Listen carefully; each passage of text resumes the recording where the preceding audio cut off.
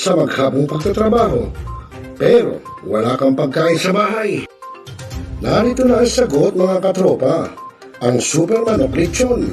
Napapawi sa inyong gutom at siguradong mapapa-analyze ka dahil sa tender juicy na jumbo pa at siguradong malinis at bagong katay buhat sa farm.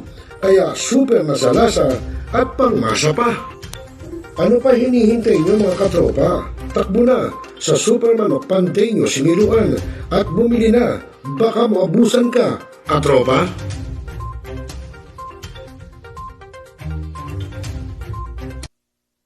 Now, we are talakayin. The biggest destruction of dangerous drugs worth 1.2 Rebisahin, billion. opinyon, malawaking, aksyonan. Kasama si ROCEL LOPEZ, ang inyong katropa sa pagbabalita. Dito lang sa Millennial Online TV. Tutok na mga katropa! Mga millennials, marunong na ba kayong magluto ng mga masasarap at swak sa budget na mga pagkain? Abay, huwag puro lang kayo aksi at ML at puro pagkakalikot lang ng cellphone. Dapat marunong ka rin sa gawaing bahay at tulungan ang inyong mga mamsi. Kaya tara na, samahan natin ang kusinera ng bagong milenyo, si Ate J. At tuturuan tayong magluto ng mga masasarap na ulam para sa ating mga hapagkainan at swak pa sa budget. Ika nga, a delicious food on a pauper price. Tara na, mga katropa!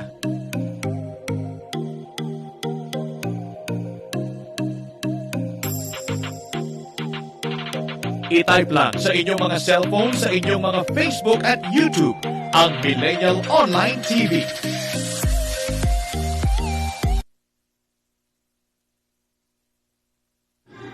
Barangay, pangunahing unit ng pamahalaan lokal kung saan dito pinag-uusapan ang bawat sigalot ng mga residente ng bawat barangay.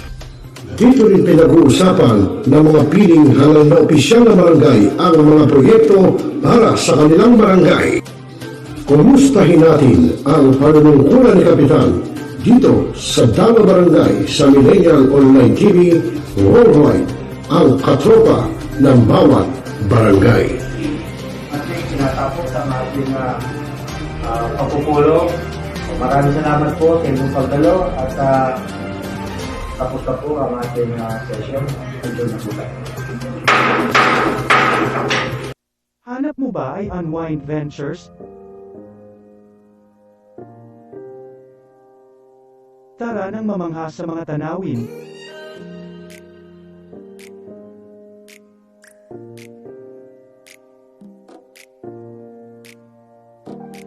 Ano man ang iyong travel goals?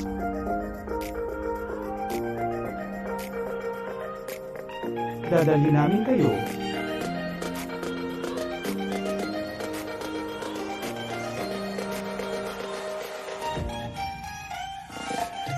Sa Unwind Ventures at saya.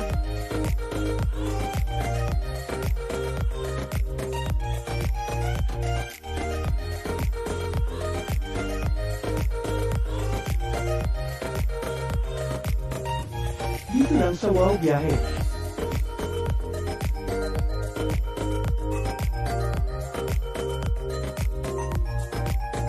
Kaya wow, di ba? Abangan dito lang sa Millennial Online TV. Ikaw ba'y nag-iisa? Nalulungkot? Dahil iniwan at ipinagpalit? Niloko? Ng iyong minamahal? Kung ngayon, i-type sa inyong mga cellphone, Facebook o YouTube man ang Millennial Online TV. Dahil nasa Millennial Online TV na ang online analista ng bagong milenyo, si Randall Villanos. Sana'y di magmaliw kung dati kung araw nang di pa pang bata sa piling ni nanay. Nais kong mauli ang awit ninang mahal. You are the one who makes me happy when everything else turns to gray. Walk on through the rain. Walk on through the rain. Though your dreams be tossed and low.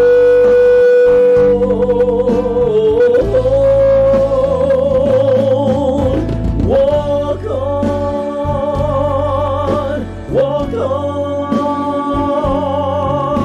with hope in your heart. At haharanahin kayo ni Randall ng iba't ibang awitin para maibsan ang inyong inip at kalungkutan kahit nasaan man kayo. Hanggang sa tumanda. Come on.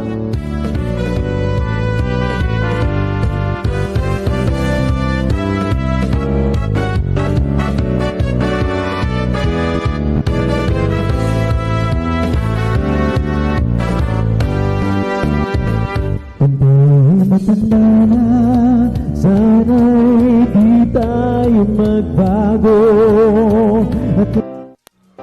At pwede rin kayo makiduet kay Randall tuwing Huwebes ng hapon. Ano pa hinihintay nyo mga kamilenyo? Tawag na!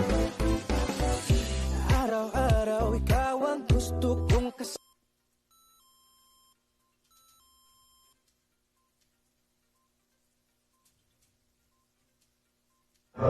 Hi, this is Pangilari ka doon. Nananawagan ako sa ating mga katropa, no? At mga kaibigan, mga kababayan, na palaging tumutok sa Millennial Online TV. At yan ay pinangunahan. At yan ay pinangangasiwaan ng aking kaibigan na si ROCEL. At ang mga nanunood dyan ay hindi bobo!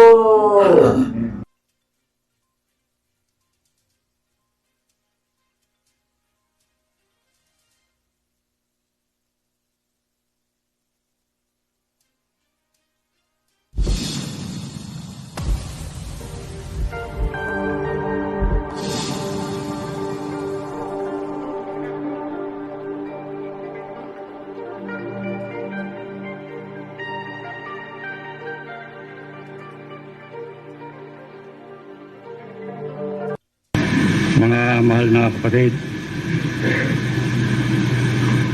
Now, we are Talakayin. Biggest destruction of dangerous drugs worth 1.2 Rebisahin. billion. Opinyon. Malawakin. Aksyonan. Kasama si ROCEL LOPEZ, ang inyong katropa sa pagbabalita. Dito lang sa Millennial Online TV. Tutok na mga katropa!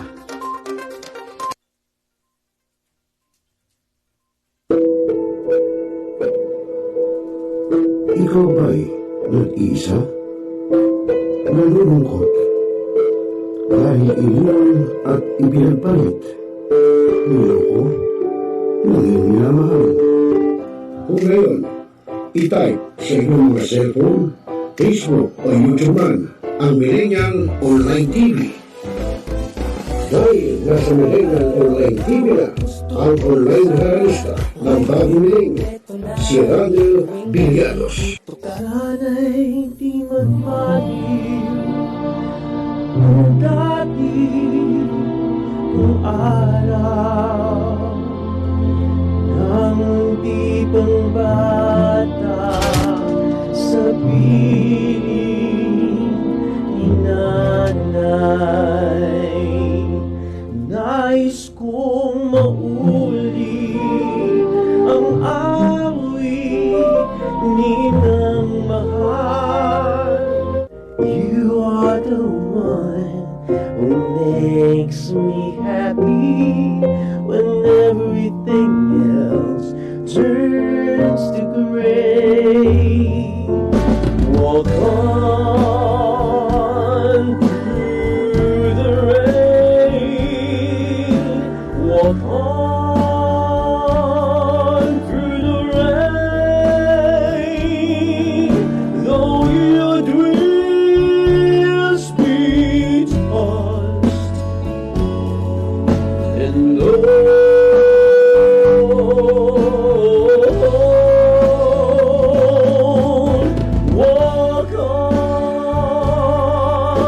Walk on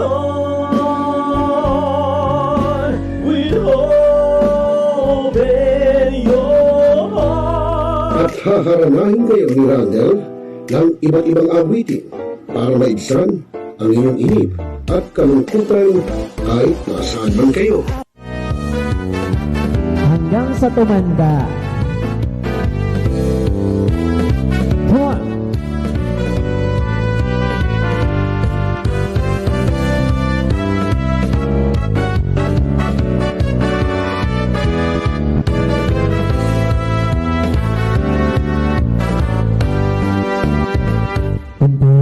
Matanda na, sana'y di tayo magbago. At pwede rin kayo makiduit kay Randall tuwing Huwebes ng hapon. Ano pa hinihintay nyo mga kamilenyo? Tawag na!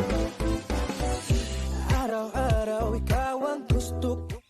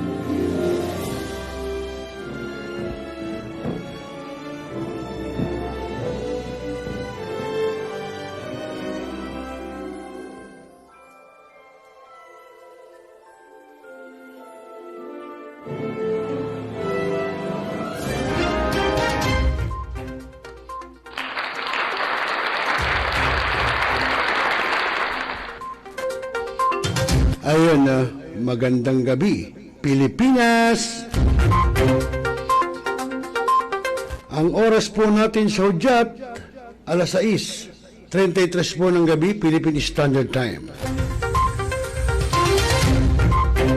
At siyempre po, ngayon po isa sa inyo naman ang programang Tropa, talakayin, rebisahin, opinyon, palawakin, aksyonan, Tropa. At siyempre ako pa rin ninyo magiging kasama mga katropa, ROCEL Lopez. At kanina napanood na natin yung pagbabalik, no, ng live stream ng ating katropa, no, na si Randel Villados. No, at nagbalik na siya, no, dahil po siyempre alam niyo naman medyo napahinga rin siya dahil tayo po ay naratay sa banig ng karamdaman. Kaya kanina po, umokay na at nahandito na siya kanina. At sa susunod na linggo, makakasama rin natin siya.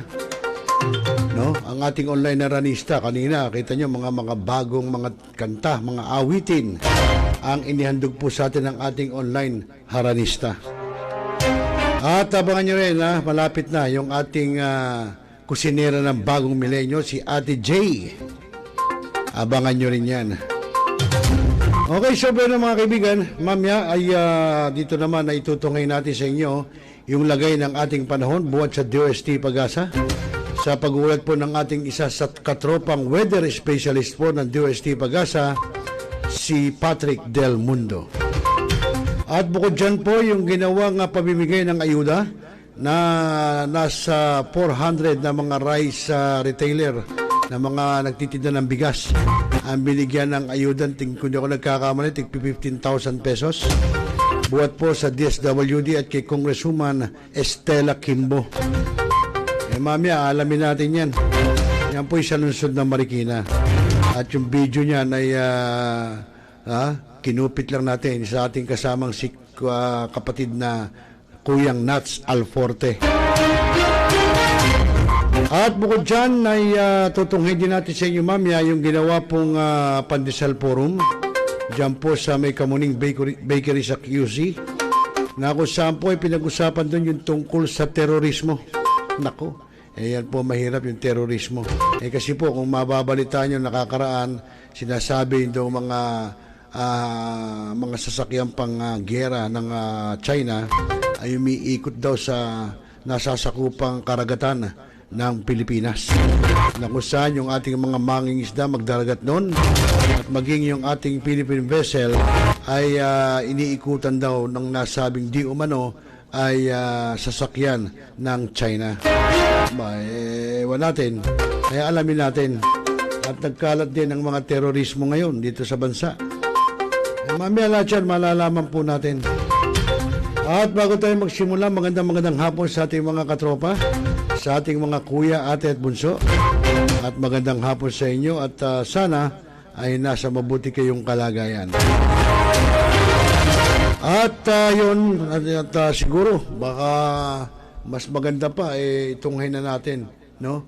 Yung pong lagay ng panahon buhat po sa DOST PagAsa, no? Alamin natin sa ating kasama katropa na si Ginoong Patrick Del Mundo, no? Alamin natin. At dito po, at pakinggan po natin.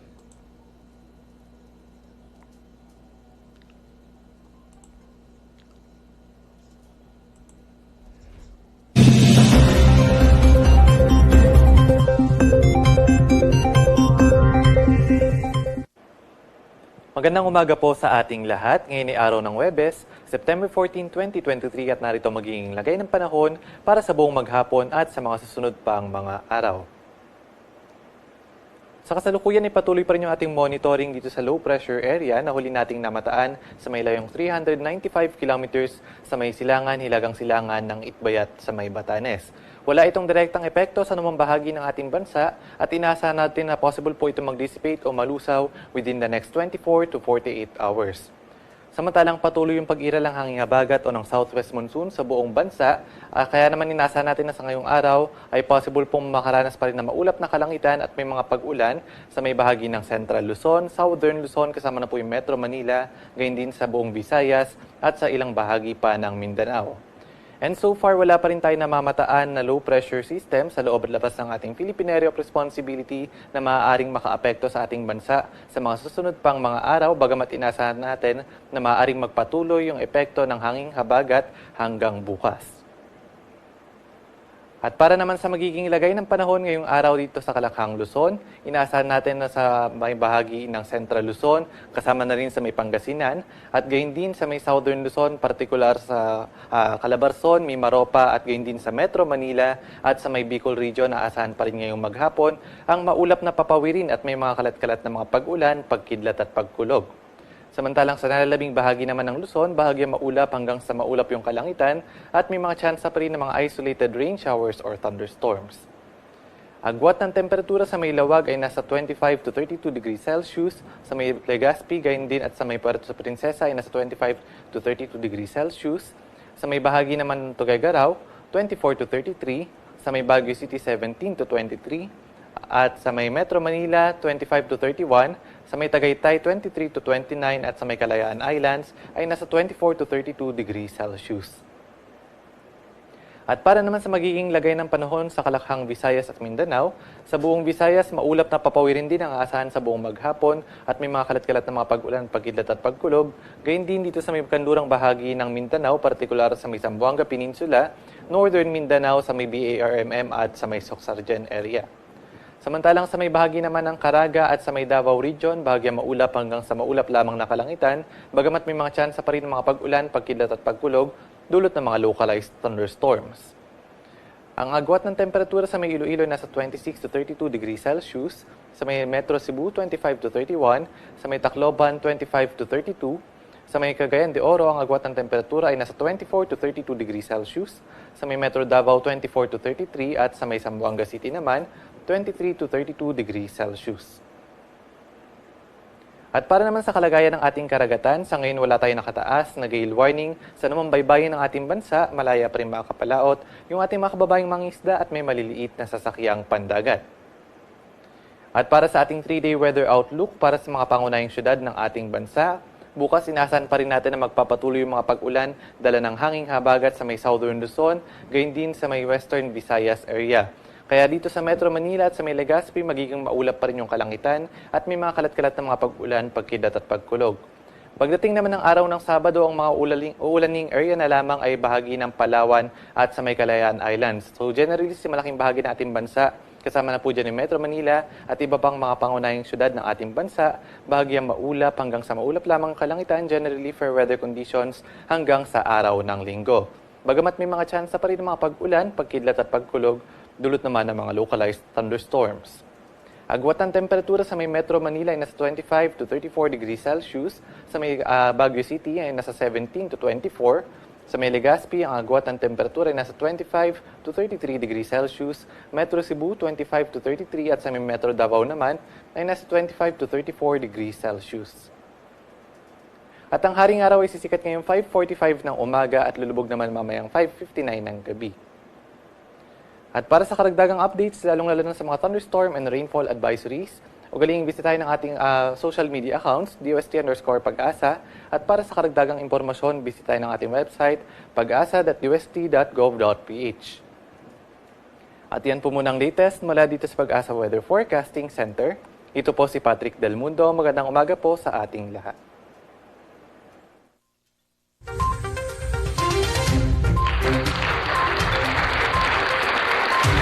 Ayun, maraming salamat sa iyo, katropang Patrick Del Mundo. At nagatid po sa atin yan sa oras na alas 6:42 po ng gabi, oras sa buong Kapuluan. At tayo mga kaibigan, patuloy po tayo at yun, yan ang narinig natin, yung ulat panahon, buhat po sa DOST Pag-asa sa ating katropang si Patrick Del Mundo. Okay, so yun mga kaibigan, at naku, malapit na po ang eleksyon. No? At nga pala, minsan may natatanggap tayong mga reklamo, hindi naman eksakto reklamo, kundi suwestyon no, particular sa lungsod po ng Valenzuela, yung pong mga, ika nga kung tawagin nila doon yung padjak, yung trike. Kasi po, doon po ay may color coding ang mga padjak, no? Meron pong pula, meron pong asul, meron pong berde, puti. So, yung ibang padjak, kasi nakikiusap na kung po pwede, sana raw kung may color coding lang din, dapat i-play na lang. Kung pula, pula. Kung puti, puti. Kasi po, meron po yung kasing color coding na pula ang body, pero yung mismong pinaka-bisikleta ng trike, ng padjak, ay kulay asul. So, ibang toda ho yun. Meron naman ho dyan, plain na pula, ibang toda ho yun. Meron naman doon, pula ang body, kulay puti naman yung pinaka-bisikleta, ibang toda ho. Meron naman ho, purong puti. So, pinapakiusap po sana nung ibang nagpapadjak, nung ibang nagtatrike, no, calling the attention of Valenzuela City Mayor Wes Gatchalian, na kung pwede raw di umano ho, baka po pwede, isang kulay na lang. Wala na hong mga kombinasyon kasi parang mahirap daw ho para sa kanila na plain ng kulay. Katulad ho ng limbawa, may nasakyan yung pasahero. Ang natatanda ng pasahero is kulay pula lang. Pero yung kombinasyon hindi niya nabanggit. So, ang pinupunta niya ho ngayon, yung kulay pula. Pero ang totoo ho, may kombinasyon palang asul. Ang totoo ho, may kombinasyon palang berde. So, pinapakiusap po ng ibang trike, partikular ng mga todang kulay pula, no, yung buong kulay pula sa may bandang Balangkas. Baka ho po pwede na lahat sana ng toda, ng padjak, ng trike, ay iisang kulay na lamang po. Kung pula-pula, kung asul-asul, wala na ho sana ng kombinasyon daw. Para daw maiwasan at matumbok na rin ng mga pasahero na halimbawa nag-overpricing, niloko, halimbawa may naiwan, tumbok agad kung anong kulay at kung anong toda. So yun po ang pinapakiusap lamang ng ibang mga nagtatrike dyan po sa lungsod ng Valenzuela. Okay, so yun lang po. At actually marami pa marami pang ibang mga suliranin, no? Lalo na sa pagitan ng enforcer, ng mananakay, ng mga trike. Kasi minsan may mga traffic enforcer na minsan hindi ho marunong manghuli. Na minsan wala ho sa hulog at wala sa katwiran. Mahirap na lang ho magsalita dahil siyempre unang-una kakilala rin natin sila ang Gatchalian family, no? Magmula po kay Senator Sherwin Gatchalian, naging mayor ng Valenzuela, kasi naging senador po, at ganyan din si Mayor Rex Gatchalian na ngayon ay DSWD secretary na, at ngayon naman po ay si dating Congressman Wes Gatchalian na ngayon po siyang mayor ng Valenzuela City. Marami siya nga, kaya nga minsan sana maganda, minsan pagkano mapipilitin natin ma-guest dito sa studio si Valenzuela City Mayor Wes Gatchalian. Okay, so mga kaibigan, ang oras natin sa hudyat, alas 6:46 po ng gabi, Philippine Standard Time. At yun nga mga kaibigan, at siguro narito po, no, meron tayong isang report na tungkol po sa ginawang pamimigay po ng ayuda dyan po sa lungsod ng Marikina sa mga nagtitinda ng bigas, no? Nagbigay ang pamunuan ng DSWD at si Congresswoman Estela Kimbo ng ayuda, no? Dahil nga po sa taripa sa bigas. Ito, narito po mga kaibigan. Panoorin natin. Narito ang Millennial Online TV News Update. Nagkaisa ang mababang kapulungan ng Kongreso sa pag-aalis ng taripa sa imported na bigas. Ito'y upang maibsan ang krisis o pagtaas ng presyo ng bigas dito sa bansa na umaabot na sa 60 piso kada kilo. Bagamat tutol naman dito ang mga local farmers dahil malulugian niya sila kung mangyayari ang mga ito. Pero ayon kay Congressman Kimbo, tuloy-tuloy pa rin ang gagawin nilang pagbibigay ng ayuda at patatapusin muna nilang makapag-ani ng palay ang mga magsasaka at saka nila paiirangin ang pag-aalis ng taripa. Dahil dito, namahagi ng 15,000 pisong ayuda sa 400 rice retailers, bagamat hindi sapat ito pero magandaan niya ito kaysa sa wala ayon sa mga nakatanggap ng nasabing ayuda. Umani naman na suporta ang mga malalaking business importer sa pag-aalis ng taripa sa bigas. Pakinggan natin ang panayam kay Congressman Estela Kimbo na kasamang namigay ng ayuda sa mga rice retailers. Yes, wanting another fund source. Kung sa aking panukala kasi, ang wanting another fund source to ROCEL. Right now, rice effectiveness enhancement fund. Ang proposal is to relax constraints on it. Right now, fixed pag-cash. So sa akin, sinasabi ko, rice emergency situation, nag-get yung mga constraints yun and allow the program it as they think fit. So, halimbawa, kung sa tingin nila ang dapat na assistance ay sa behaviors. So, pwede nila gawin. Sa ngayon, kanina yun eh. Kasi ang hindi ko narinig sa March of meeting natin nasa 40 pero parang this morning narinig ko nasa 16 pero bakit paano kala nyo ba kasi next magkaroon pa ulit ng ganito at least for this rice price cap baka hindi pa siya mag-apply yung ROCEL na parang mag-apply sa retailers? Yeah, that's exactly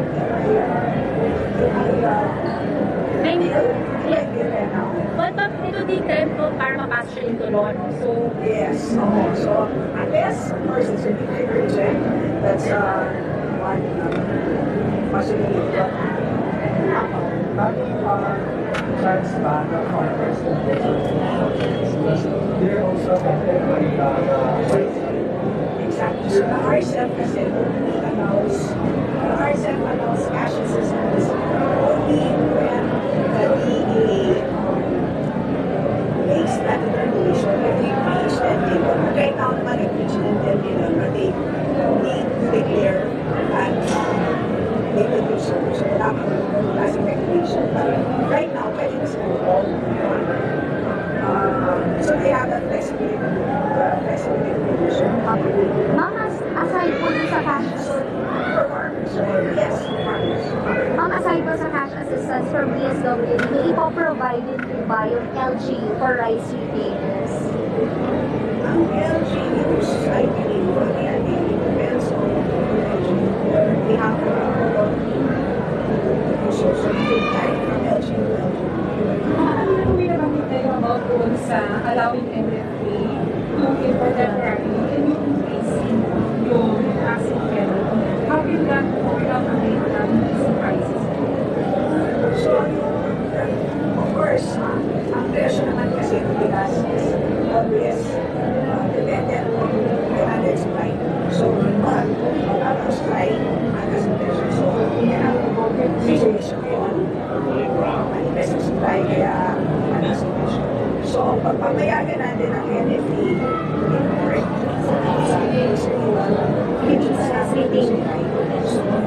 that's one thing. Right now, kasi ang NFA is only allowed to source domestically. Pero, ang problema, isa din ang domestic supply, nagdago na lang siya. So, sana, payagan natin ang NFA, expand siya. Sa penalties naman, that's, again, right now, ang isang problema is that orders their supply. So kahit na may supply, wala tayo nakikita supply sa palengke. So if i-increase the penalties, kasi natin matakot sila, right? And therefore, release them supplies. Nakapansin kasi natin yung pattern parang medyo mas nagiging makaka-warning. And kaya yan ang isang dahilan kung bakit nagagalan namin sa response. Pero for the short term, is the zero tariff or lowering of tariff the fastest way to bring down price of rice in markets? So, yung short term. Short term, yes. Maybe you can just describe, how will it help? Kasi yung ibang farmers po are against it, natatakot na baka bahain daw po yung supply ng imported and bumaba yung presyo. So, can you explain the idea behind it? Let me qualify. First, the faster way is malapit na kasi harvest. So, mas mabilis yun. Kasi nandito na sa atin. That's the fastest way. Hintayin natin ang global harvest. Okay, so, the next fastest way is facilitating production by reducing values. And dahil napakamahal ng bigas world market, and this combination ko na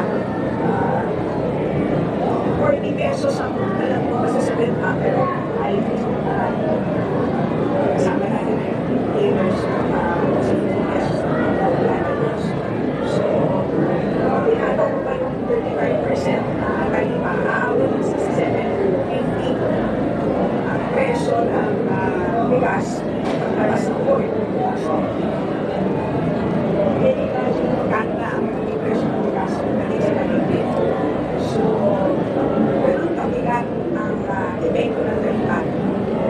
At smaller presyo ng bigas. So, by removing the tariff, that's a very fast way of reducing the price of bigas. Kung zero tayo, sigurado papalikan mo ito sa life. Kung zero tayo, proportion na sigurado papalikan mo ito sa life. Kaya, siguraduhin natin na meron silang cash system. Wala na sila natin tayo. Maganda naman na matapos na. Kasi ma-harvest na. So, hayaan na natin harvest.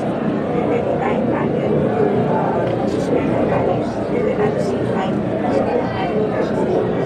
So, ang natin yung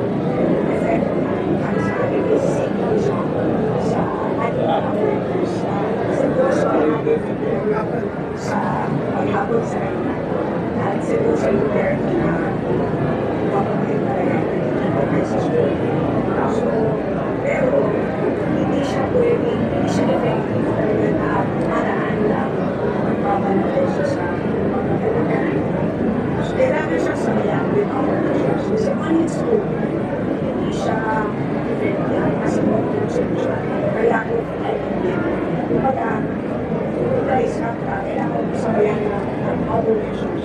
Kaya dapat yan sa Ang panayam kay Marikina City Congresswoman Estela Kimbo.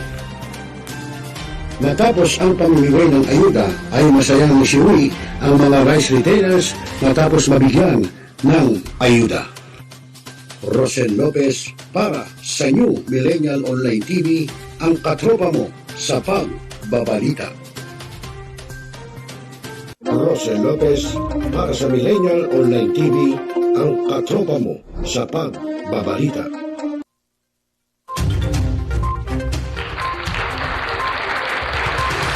Okay mga kaibigan, maraming salamat. At yun po ang report na tungkol nga po doon sa binigyan ng ayuda ng DSWD at ng ni Congresswoman Estela Kimbo. At nagatid po yan sa atin sa oras na alas 6:57 po ng gabi, oras sa buong kapuluan. At tayo mga kaibigan, tuloy-tuloy pa rin tayo sa ating programang Tropa. At syempre ako pa rin ang inyong kasama, ROCEL LOPEZ. At yan mga kaibigan, alam mo sa totoo lang, kaya nga po dapat maayos na, no? Yang problema natin sa ating pang-agrikultura.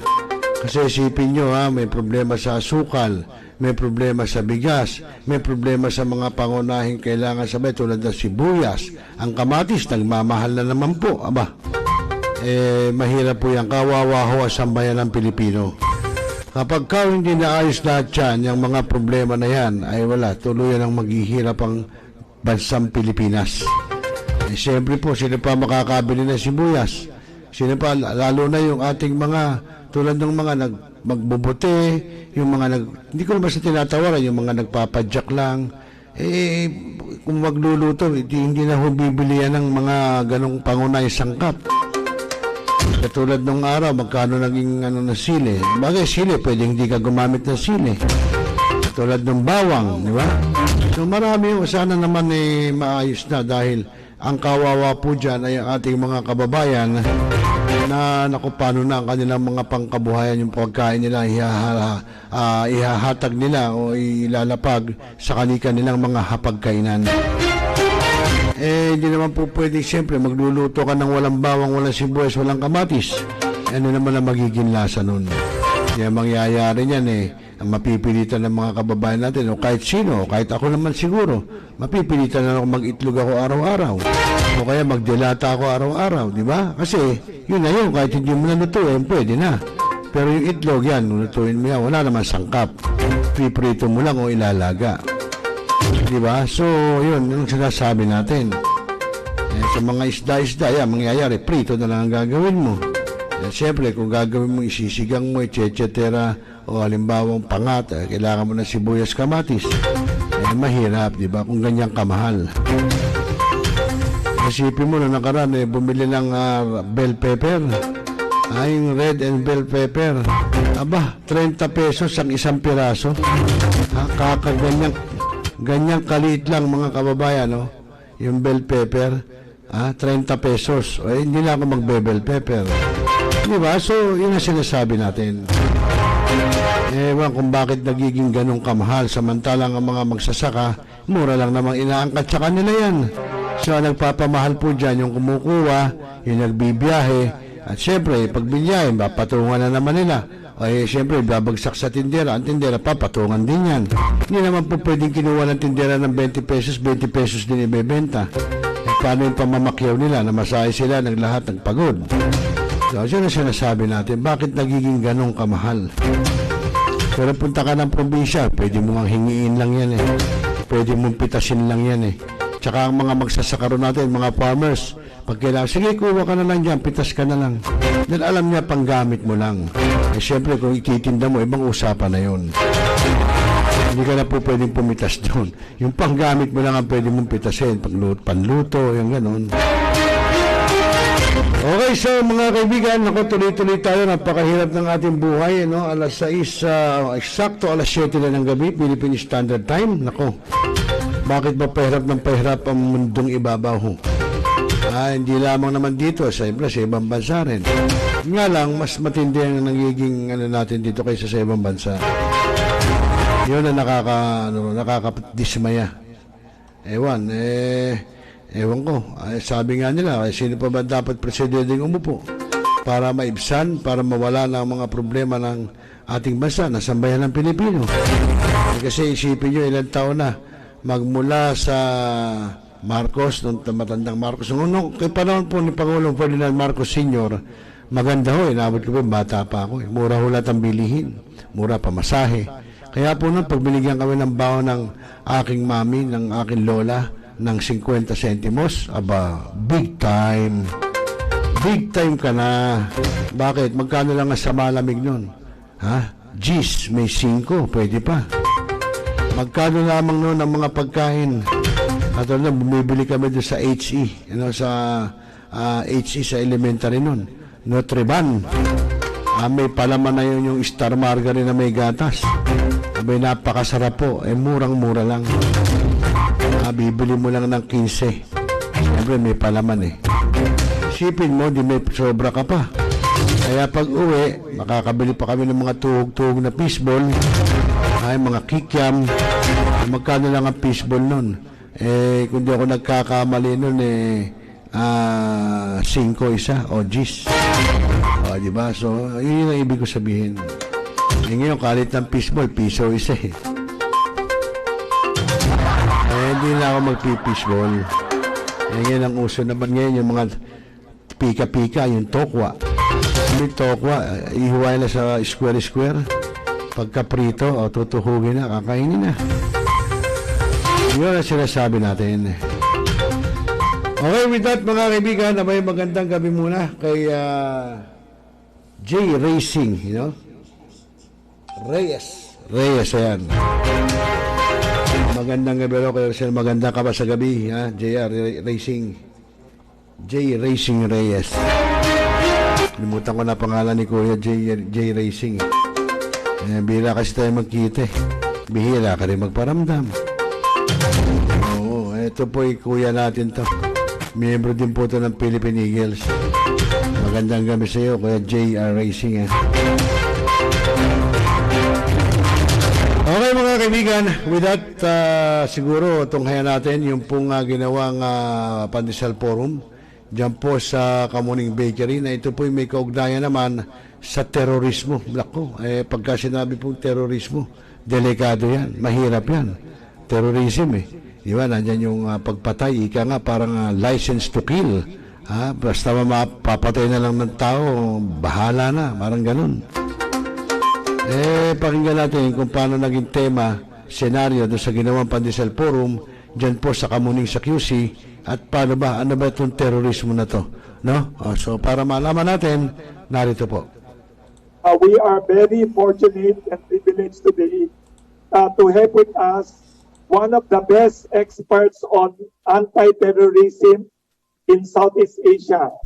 Also a geopolitics expert, Dr. Romel Manlawi. He will talk to us today. By the way, for people who may have forgotten, today is the anniversary of the historic and also traumatic 9/11 terrorist attack on the World Trade Center in New York and other places in the U.S. September 11, 9/11. So to commemorate that unfortunate event, si Professor Romel Manlawi here believes, we all believe that prevention is the best response to terrorist threat. Even though we are far away from other terrorist mga targets, we have still we still need to study and prepare for any counter-terrorism efforts. And we have with us Professor Romel Manlawi to discuss what is the situation of terrorist threats in the Philippines, especially in the southern region of BARM, BARMM. In Mindanao region. Dr. Romel Manlawi will speak, and after that, we will open the floor for questions from our media friends here and via Zoom or via Facebook Live. Dr. Romel C. Manlawi is chairman of the Philippine Institute for Peace, Violence, and Terrorism Research. Also serving as the president of the Philippine Society for International Security Studies. And also, Dr. Manlawi is the convener of the Network for the Prevention of Violent Extremism in the Philippines. Professor Manlawi also served as the chairman of the Council for Asian Terrorism Research, organized by the Institute for Defense Analysis based in Washington, D.C. Also, non-resident fellow at the Center for Global Counterterrorism Cooperation based in New York City. So let us not forget that counterterrorism and terrorism is a very important international concern. Professor Romel Manlawi is the author of numerous books, journal articles, analysis, book chapters on terrorism issues in the Philippines and also the whole Southeast Asian region. As such, Professor Romel Manlawi is dubbed as the father of counterterrorism research in the Philippines. Let us welcome Dr. Romel Manlawi. Welcome, sir. Thank you very much, Wilson. Good morning to everyone. Thank you very much, Wilson, for organizing a Pandesal Forum in commemoration of the 22nd anniversary of 911. Let us not forget 911 because 911 changed the world. No, 911 exposed the vulnerability of the United States as a major power. But now I will talk about the state of terrorism in the Philippines 22 years after 911. And I would like to emphasize the idea that terrorist threats in the Philippines are declining but not disappearing.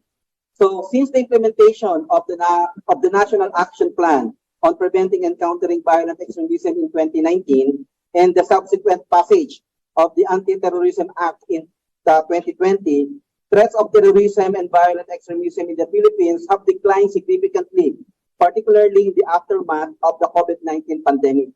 The Global Terrorism Index, which will be shown in the slide, okay, like this, the Global Terrorism Index released by the Institute for Economics and Peace in March 2020 reported the drastic improvement in the ranking of the Philippines in the list of countries in the world most impacted by terrorism. From the GTI ranking of 9 in 2018, just a year after the Marawi siege in 2017, the Philippines is now ranking number 18 in the world 2023 Global Terrorism Index. So that is a remarkable improvement. In fact, in the past ranking, the Philippines was at the top 5 and top 10 of the list of countries most impacted by terrorism, but this year we're already ranking number 18. However, security challenges arising from terrorism and violent extremism have not yet totally disappeared, although it is declining. Based on the 2023 Global Terrorism Index, the Philippines still ranks at the second most affected by terrorism in the Asia Pacific, next only to Myanmar. The Philippines even outranked Indonesia, now viewed to be the new epicenter of militant Islam in Southeast Asia. Indonesia placed third in the 2023 Global Terrorism Index, followed by Thailand and New Zealand, where pockets of terrorist activities still occur. So that's the state. In February 2023, the United States published its country reports on terrorism covering the year 2021. In this report, the U.S. State Department also acknowledged the remarkable success of the Philippine government in countering insurgency, terrorism, and violent extremism through strong legal actions, arising primarily from the enactment of the 2020 Anti-Terrorism Act and through the non-military countermeasure with the pursuance of various programs associated with the National Action Plan for the Prevention and Countering of Violent Extremism. The U.S. also stressed that the accomplishment of the Philippine government in combating local communist insurgency through focused military operations against the Communist Party of the Philippines and New People's Army, which is also currently experiencing a dramatic decline. At present, the strength of the CPP-NPA has noticeably reduced to less than 2,000 members in the remaining 22 guerrilla fronts nationwide. This is very outstanding drop compared to the 1980s, where the CPP-NPA enjoyed the highest peak of its membership to more than 20,000 combatants. At present, the CPP-NPA is suffering its weakest level as a result of the decisive dismantlement of many guerrilla fronts, neutralization of key leaders, and surrender of remaining followers. The National Task Force to End the Local Communist Armed Conflict already declares the CPP-NPA as a dying threat in 2023 with anticipation of a total victory by 2025. So that is the optimism of the NTF-ELCA. But the U.S. State Department strongly warns that armed groups associated with the Islamic State of Iraq and Syria remains as the deadliest threat in the Philippines. Next slide, please. It also contends that the Philippines continues to be one of the major destinations of foreign terrorist fighters coming largely from Indonesia and Malaysia, as well as countries from the Middle East and Europe, where so-called ISIS provinces continue to operate especially in Afghanistan, the headquarters of ISIS Khorasan. So if you will look at the map, these are the provinces of ISIS all over the world. And there is a province of ISIS in Afghanistan called ISIS Khorasan with strong link with ISIS in Southeast Asia, especially ISIS in the Philippines. The Islamic State Khorasan, which is based in Afghanistan, was responsible for the funding and support of the 2017 Marawi siege and other suicide bombing activities in the right after that. Okay. Remnants of the Abu Sayyaf group, Bangsamoro Islamic Freedom Fighters, the Mauti group, the Salahuddin group, Ansar Khalifa Philippines, or so-called the Magid group, and the Suyupul Khilafah Piluson have been identified to be active ISIS affiliates in the Philippines, collectively known as the Dawliya Islamiyah Philippines. Next slide, please. So that is the structure of the Dawliya Islamiyah Philippines. ISIS Khorasan, or the Islamic State Khorasan, supported these ISIS groups in the Philippines to mount the 2017 Marawi siege and the series of suicide terrorist attacks in Mindanao in the aftermath of the siege. Through the Islamic State Khorasan, though the Islamic State Khorasan attempts to revitalize its strong links with ISIS followers and sleeper cells in the Philippines, particularly in the Bangsamoro Autonomous Region in Muslim Mindanao, the Anti-Terrorism Act of 2020 and the National Action Plan for the Prevention and Countering of Violent Extremism have enabled the Philippines to effectively counter threats of terrorism and violent extremism in the country through the application not only of the whole of government approach, but also the whole of society and the whole of nation approaches. There are evidences, however, that terrorist threats posed by ISIS in the Philippines are declining. What are the evidences of their decline? One, diminished manpower, influence, and firefighting capabilities. Second, increased surrender of militants. And third, decrease in violent activities. The manpower, influence, and firefighting capability of ISIS-affiliated groups in the Philippines has steadily diminished since 2021. The ASG, for example, suffered tremendous setbacks in membership from 130 in 2021 to mere 70 in 2022, representing a decrease of 46% in personnel strength. Many of its key leaders have been killed, while those still alive are continuously on the run. Because of the failure of the ASG to mount major violent incidents for the last 2 years, the provincial government of Sulu already declared the whole province of Sulu as already ASG-free.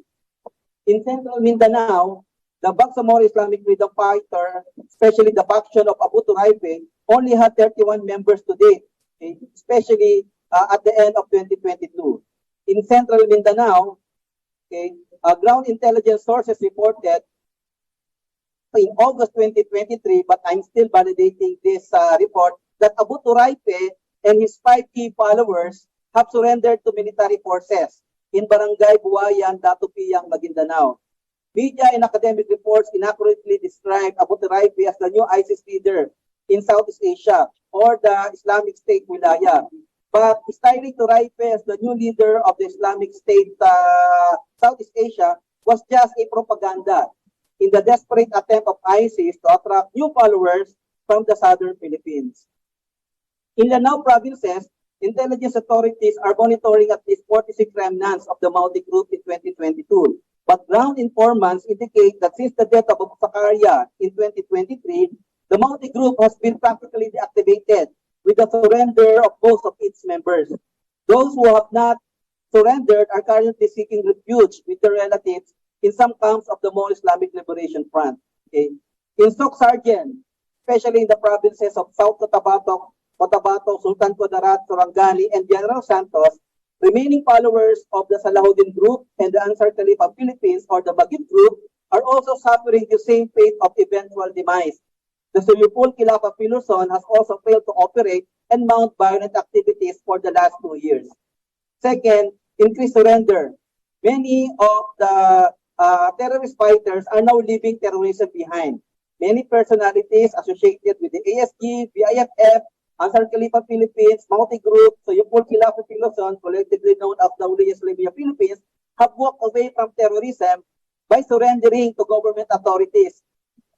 As of August 2023, close to 2,000 individuals associated with Daulaya Islamia Philippines have left terrorism behind by surrendering in Sulu, Basilan, Tawi-Tawi, Lanao del Sur, Maguindanao, and Sultan Kudarat provinces. In Sulu province alone, at least 73%, next slide please, at least 73, this slide will tell you about the foreign terrorist fighters, just showing the Clarita. On how they operate in the Philippines. Next slide. Okay. Just to show you their way of penetrating Marami. Go ahead. See the routes. But these routes have already been disrupted by coordinated actions of Malaysia, Philippines, and Indonesia. And that is why coordinated actions of Indonesia, Philippines, and Malaysia are preventing the entry of foreign terrorist fighters to enter the Philippines. Okay. So they are now having difficulties penetrating the Philippines. Next slide. Next slide. Okay. So now, if you will look at the current situation, next slide. Okay. Okay. Okay. Go ahead. Okay.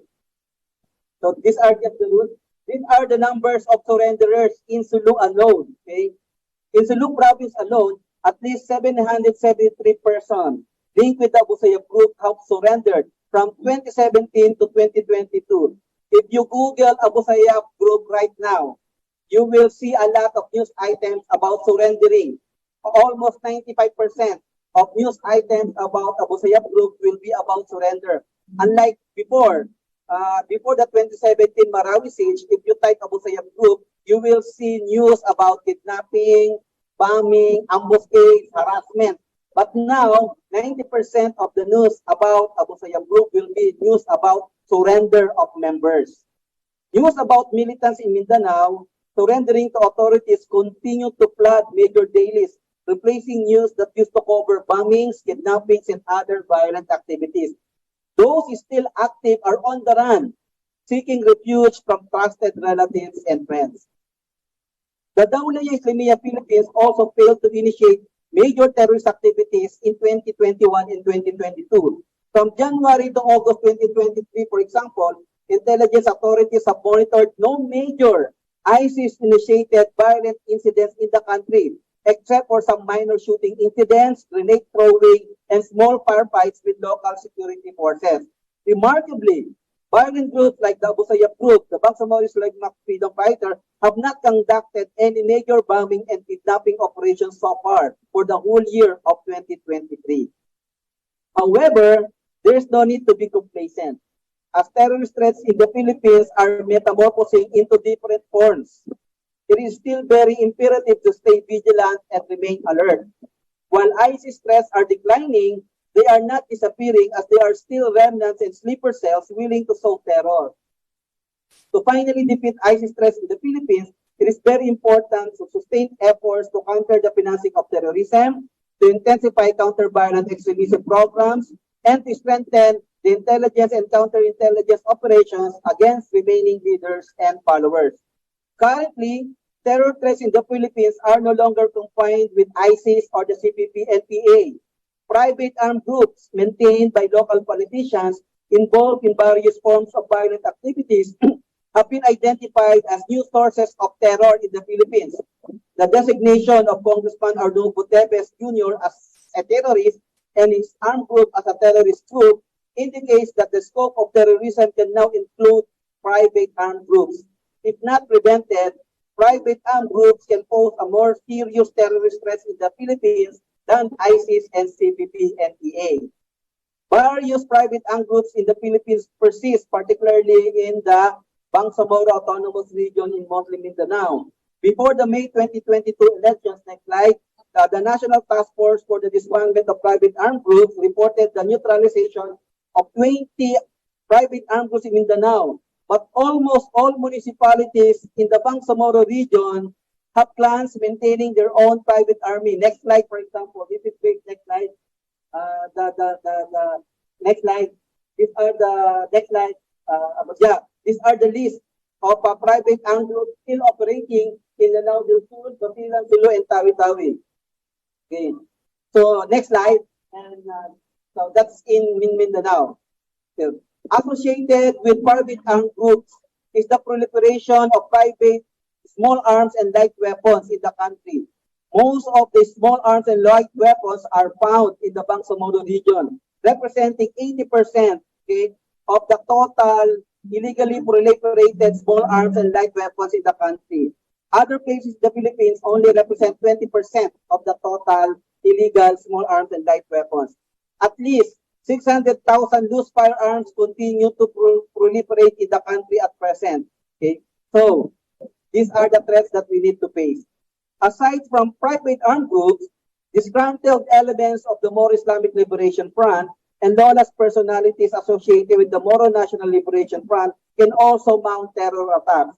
Though the Philippine government considers the MILF and the MNLF as peace-inclined armed groups for supporting the Bangsamoro peace process, unlawful actions of their disgruntled and lawless elements can disrupt the ongoing peace-building efforts in the Bangsamoro region, particularly in the normalization process, which requires the decommissioning of 40,000 MILF combatants and their firearms. However, not more than 50% or 14,495 combatants have been decommissioned as of August 2022. The planned transformation of MILF-based command to normal communities has not been fully realized. So, in conclusion, 22 years, next slide, that will conclude, 22 years after 9/11, threats of terrorism, insurgency, and violent extremism in the Philippines have tremendously declined. ISIS groups in the country, particularly in the Bangsamoro region, and their guerrilla fronts of the CPP and PA all over the country have reduced significantly, showing signs of near conclusion. However, there is still a need to remain vigilant as there are still remnants with strong intention to wreak havoc. Moreover, terrorist threats in the Philippines are transforming into new forms to include private armed groups and lawless elements of peace-inclined armed groups. Okay.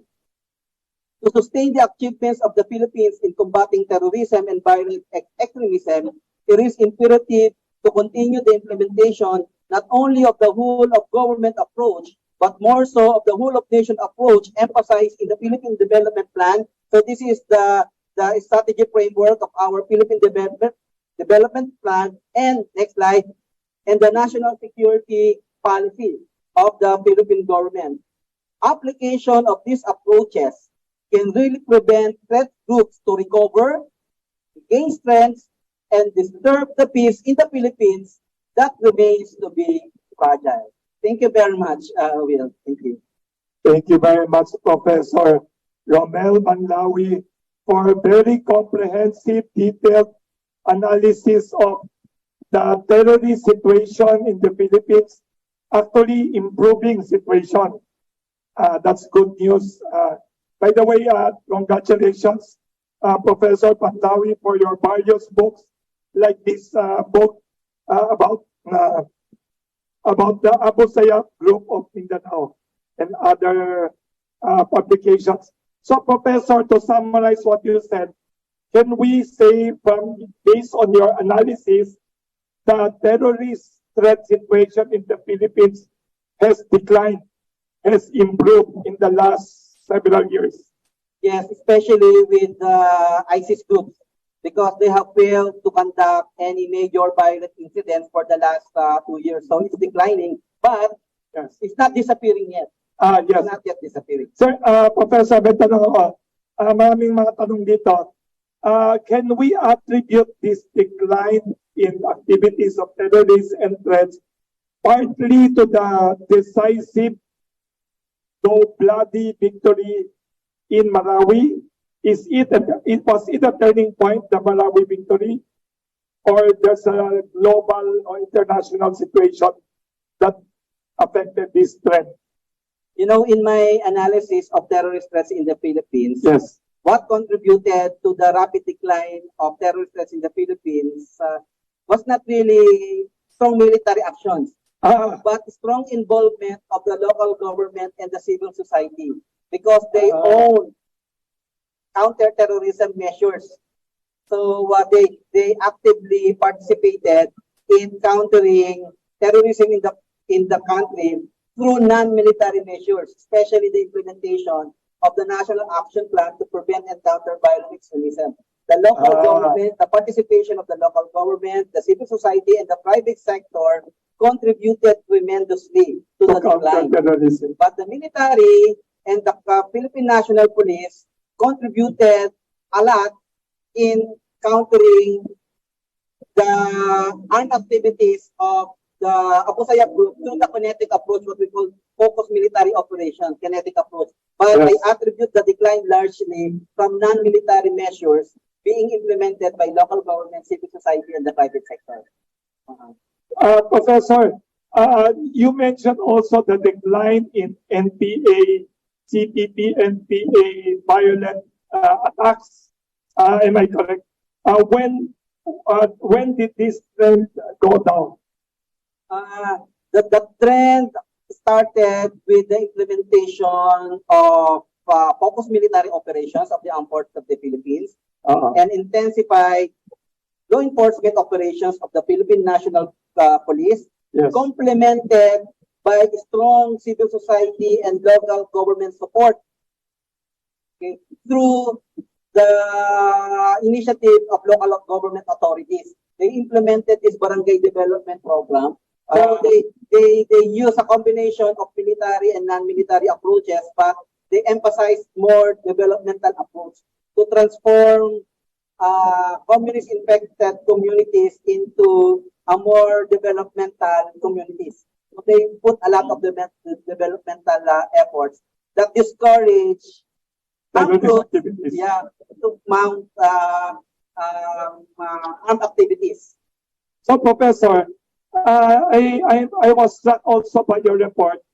Feel free to ask questions yung mga tao dito and sa bayan sa social media. I was struck by your report that 80% of loose firearms unregistered are in the farm area up to now. Yes, that's the sad reality that we need to face. 80% proliferating in the Bangsamoro region. But the AFP and the PNP are present in farm, of course, diba? They are still there. So, nationwide, the situation is stable. Yes. I got also some questions here. They said, is the weakening of the NPA-CPP rebellion or insurgency, can the killing or the elimination of their top leaders, will it contribute to this situation improving continuously? The neutralization of key leaders of the communist movement also contributed to the decline of the because they lost their ideological beacon, they lost their operational leaders, so they are now more vulnerable to focused military operations of the armed forces of the Philippines. In fact, the National Task Force to end the local communist insurgency has already declared the CPP-NPA as a dying threat. And you mentioned that their target, the AFP target is total victory 2025? Yes. What do you mean by total victory? Meaning it's no longer a major threat, it's non-existent. It will no longer be a major threat. So let's see whether that's going to happen in 2025. Is it true the NPA force is the oldest left-wing insurgency in Southeast Asia? It is the oldest? To be precise, it is the longest-running Maoist insurgency in the world. In the world. I think Peru, Fujimori emasculated already the Luminoso something, Sendero Luminoso. Very interesting. So is it also a global trend that even the hometown of Mao is already mix of socialism and capitalism? Is it possible also, aside from the success of our government efforts and military efforts, is it a global trend also? The world is changing, so the communist ideology is also waning.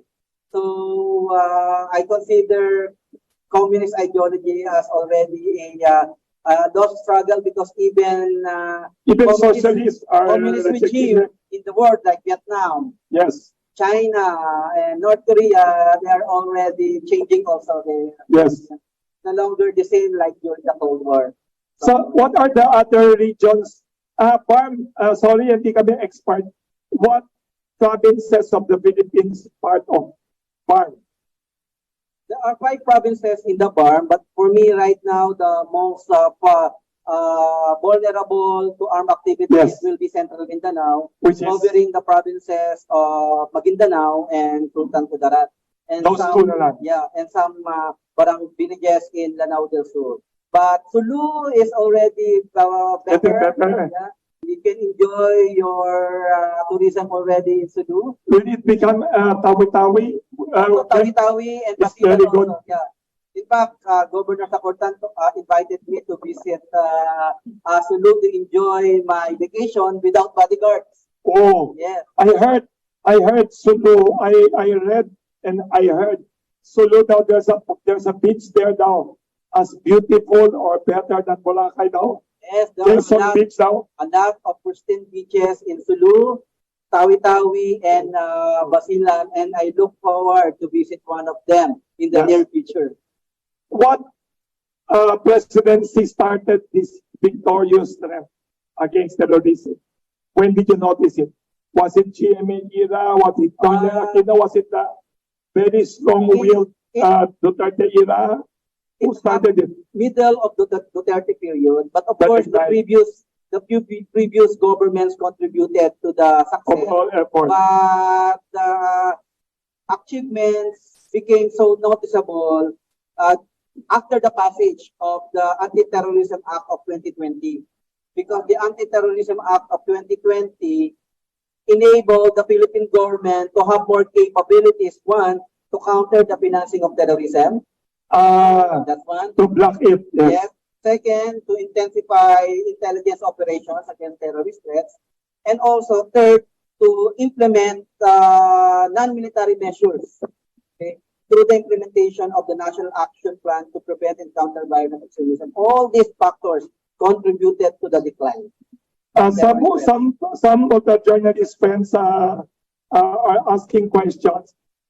Internationally, how do you assess? Kasi sabi nila, based on your analysis, Professor Romel Bandawi, international terrorist groups have been coordinating with the terrorist groups in Malawi, Abu Sayyaf. What is the situation internationally of terrorism? Well, right after 9/11, ISIS decline? Yeah, ISIS worldwide is also suffering a lot of setbacks because of the death of their key leaders also. But most active ISIS groups are no longer in the Asia Pacific. They are in fact in African region. What part of Africa? Especially in North Africa, Somalia, Sudan. Those with presence of Al-Shabaab group. But the Asia Pacific is already declining. What about the Pakistan, Afghanistan area? Is it still a threat, or after the US left and everything? Pakistan and Afghanistan are still countries facing a lot of security challenges because of the ISIS groups are still active there, especially especially the activities of ISIS Khorasan. So, and there are also other ISIS groups in Pakistan. So there are greater challenges in that area than in Southeast Asia. No. The challenge now in Southeast Asia is no longer with the Philippines, but the challenge is now happening largely now in Indonesia. Why Indonesia? Is it worse than before? That there were several Indonesian terrorist attacks before. The hotel and then the attack in Bali and all that. How do you assess Indonesia now and Malaysia? Well, the situation there is also improving as a result of global improvement of terrorism situation. But there are still supporters that can still make trouble in the area. That is why I emphasize that there's still no need to be complacent because though terrorist threats are declining, they are not yet totally disappearing. So we still need to hold our ground, to be more vigilant and to be more alert to finally defeat them. And to not be relaxed in security protocols, di ba? Sa mga airport and major areas. Professor, there's another question. What about religious extremism? Because several journalists are asking religious extremism in some areas breeding ground for future terrorists. How do you assess that in southern Philippines and Southeast Asia? There are efforts to counter religious extremism now. In fact, we are holding another international conference in the Philippines, supported by the European Union, to sustain our efforts in countering religious extremism, not only in Southeast Asia, but also in the whole world. So there are many efforts of the civil society in tandem with the government authorities. So we are doing a lot of efforts to counter religious extremism. You know where the threat is coming from now? Yes. It's no longer from religious extremism, Social but by media. right-wing extremism. Yes. That is now the new trend of threats happening in the world. You're talking about right-wing politically. It's not the religious. You're correct. Even in the US, it's a dangerous thing. In Europe, you're correct. Right-wing extremism is on the rise. Yes. Religious Islamist terrorism is on the decline. Is it because of unstable economic situation of the world? Is it breeding ground for that? Or is social media also a dangerous way of spreading right-wing extremism, right-wing political? I have not conducted any serious study about that, but my tentative analysis is that it's a combination of many factors. Because the world is changing. The world is changing. And there is the rise of right-wing extremism in Europe and in North America. Yes. Targeting Asians. Yes. That's why Asians have become scapegoats ever since the pandemic. What effect now of pandemic on terrorism? Did it curtail terrorism because it made travel and physical activities more controlled? Did this also lessen terrorism? Yeah, it lessened the movement of terrorists worldwide because of strict immigration controls during the pandemic.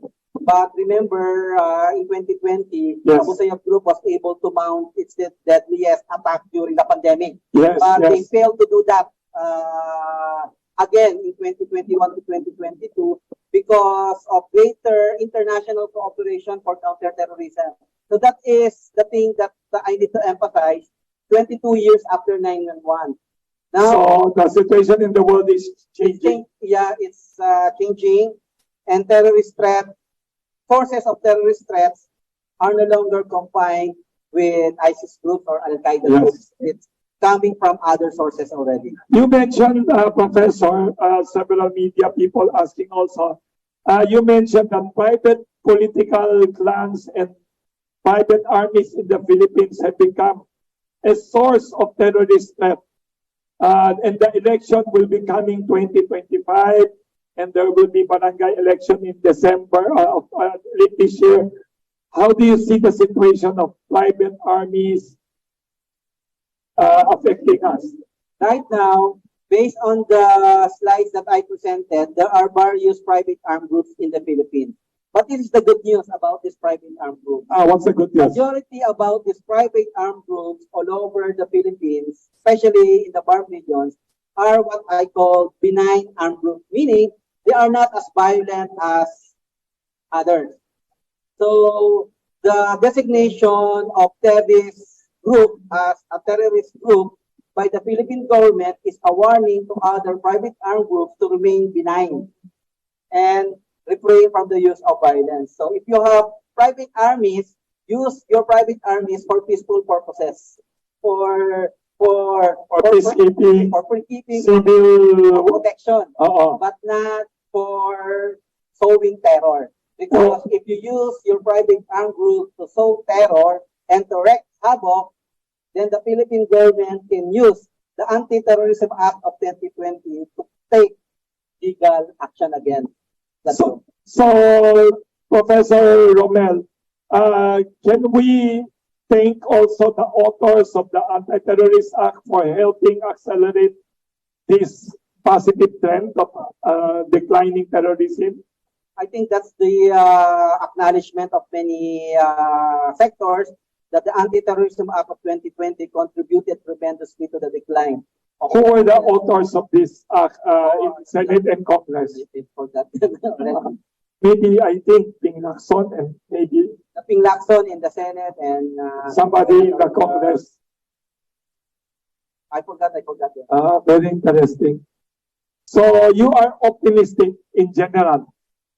I am very optimistic that threats of terrorism in the Philippines, especially coming from ISIS groups, okay, will eventually disappear. However, a new terrorist threats can appear, and this can emanate from private armed groups and even lawless elements of the MILF and the MNLF. In fact, I am more concerned on the MILF because these are the breakaway groups of MILF. I'm not even talking about the breakaway group. I'm the talking MILF about itself. the MILF because based on the peace process, they will be part of the government. They will be part of the government, but until now, only 50% of the combatants of the MILF have undergone the normalization process. Meaning, so all the 50% are not yet part of the. What are they doing? Waiting for the normalization program to happen. That's why we need to pay attention to that remaining 50%. So the MILF is the largest non-AFP, non-PNP group with arms? Yes. They still have the armed group. They are still active combatants of the MILF. So, if they are disgruntled, yes, and if they decide to resort to lawless activities, that will be a problem. That is why it's very important for the Philippine government to pay serious attention to the completion of the normalization program in order to transform all these remaining combatants of the MILF from a fighter to normal civilian members of our society. So this is called normalization. They will no longer be combatants. They will be part of the AFP or retired. It depends on the program of their normalization process because some of the combatants may be recruited by the AFP of the PNP. But still, 50% is still waiting for the normalization program. Any recommendations now for, they're asking here, any recommendations? You're an expert on anti-terrorism. What do you recommend for our AFP and for the PNP also to continue their success?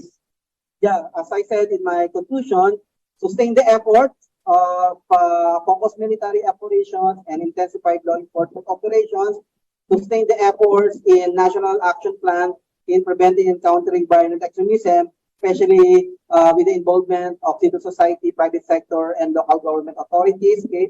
And also effective application of the anti-terrorism law of 2020. Just sustain these efforts, okay? Yes. Because if we don't sustain these efforts and we become complacent, okay, these groups may recover and regain their strength. So let us prevent them to recover and regain their strength. So, based on what you just reported, surprisingly, I did not, I thought I already knew a lot. So, do you see the day that Sulu will become a normal province like Tawi-Tawi and Palawan and Bohol for tourism? Yes. When will that happen, Sulu? Well, the Sulu provincial government is now promoting Sulu as the new tourism destination of the country. Soon? With the establishment of several resorts in the province already. No kidding. Yes, let's go there. Wow, I was there before many years ago. Every single person have guns. Now, I was told by Governor Sacortan that Yes. you can enjoy the resorts in Sulu without Wow. your bodyguard. Okay. So you can now enjoy a peaceful, normal life in Sulu without fear of kidnapping, without fear of bombing, okay, without fear of intimidations from lawless elements. So good news for the It's a Philippines. good news. So, but I said, though we are experiencing Improvement. peace in Mindanao, our peace remains to be fragile. Yes, yes. So we still need to sustain our efforts in countering these threats. In Southeast Asia, you are also optimistic overall. Yes, because of greater international cooperation in countering terrorism. Before there was no international cooperation. The international cooperation was limited. Now, What do you mean by international cooperation? Is it support from our neighbors like Malaysia, Indonesia? Yes. Or is it because of the Western support or Israel or China? Combination of all these international actions. Combination niya. But right now, if you look at Southeast Asia, Yes. China, Philippines, Malaysia, and Indonesia are now closely cooperating. Countering terrorism, especially those emanating from the tri-border area of Sulu and Sulawesi. And the rest of ASEAN, we have now ASEAN Convention to counter terrorism. So wala na rin ang MNLF, the former MNLF, wala na rin yun. Good. We still have the MNLF, but they are now part of the Bangsamoro Parliament. They are now called Peace Inclined Group, MNLF. So, MILF. to summarize again, for people like us who are not knowledgeable, ang BARM is the autonomous region. Yes, composed of 5 provinces. What are these? Basilan, Tawi-Tawi, the 2 Magindanaos, and Lanao del Sur. Not Sulu? Sulu, Basilan, Tawi-Tawi. Yes, yes. Sulu, Basilan, Tawi-Tawi, Lanao del Sur, and the 2 Magindanaos. Wow. So majority of our Filipino Muslim brothers live in these areas. Yes. So good news for them. Good news for our brothers in the Bangsamoro region. How many Muslim in the country? Estimated Filipino Muslim Moros. I don't have in my fingertips But right several now. million. Not in my fingertips. Around 10% right now. Not in my fingertips. I'm just very curious, Professor Romel. Was the election victory of Mindanao president part of the success story also on the of getting all these insurgents to be part of Philippine society? Was it part of it? Yeah, Duterte contributed a lot to the success because he gave a strong marching order to the armed forces of the Philippines To fight them to destroy the Abu Sayyaf group. militarily Militarily, that's why and we have this focus. infrastructures. He declared martial law in Mindanao. The whole Mindanao. The whole Mindanao Up to when? during the Maravisian. No more. Not no more. No more martial law. So that's why Duterte contributed a lot to the success Of his own region. of Mindanao. So now 911. Where were you when 911 happened? Where were you? What were you doing? Who told you there was attack in New York? In 2001, Where were you? I was a professor at the National Defense College of the Philippines. Wow. I was teaching counterterrorism before 911. Wow. As early as 1989, I was already studying 911 drill. Wow. But at that time, nobody was paying attention to me every time I talked about Abu Sayyaf group. I talked about terrorism. Nobody was paying attention to me because it was not a very interesting topic. Yes, only not in the interesting for Israel, Specialist. for the United States, but not for the majority of the people. After 911, everybody became interested. After 911, they were asking for the explanation why it happened. Why 911 happened? And I raised my hand. I said, I can explain why it happened. It all happened because they planned it in the Philippines 5 years before. Am I correct that the brother-in-law of Osama bin Laden was all over Mindanao at that time? Yes, Muhammad Jamal Khalifa was here. Why here? Why? He was organizing the ROCEL group and strengthening the structure of Al-Qaeda in the Philippines. And there was a bombing somewhere in New York or something na somebody here in the Philippines was connected. In 1993, Ramsey Yes, I read. attempted to destroy the Twin Tower of New York City. He From failed. the Philippines, diba? No. He failed to destroy the Twin Tower by using a track bomb. Yes. Because he was anticipating, but by using the track bomb at the basement of the Twin Tower will collapse. He failed. Ramsey failed. So he escaped United States, went to Pakistan, and transferred to the Philippines. Why? I'm curious. Why Philippines? Is it because our laws, our peace and order efforts are too loose? At that time, they selected the Philippines. I discovered 3 explanations. Why? As a result of our study at that time. Yes. Why they chose the Philippines? Number As one, their base.